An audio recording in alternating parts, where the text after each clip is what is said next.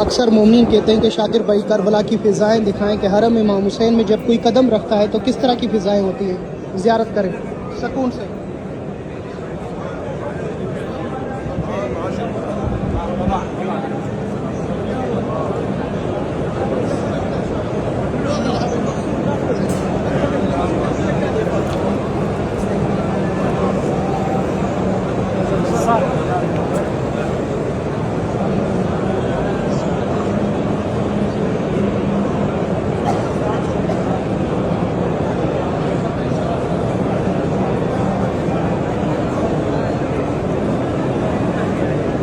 माशाअल्लाह हरम इमाम हुसैन में कितना सुकून है, आप महसूस करें इस वीडियो के ज़रिए से।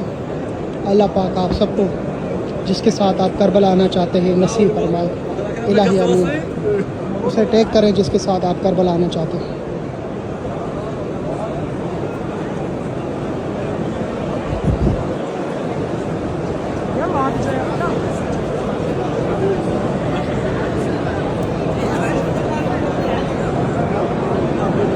मैं आपके साथ शाकिर अली नशवी करबला मोहल्ला से।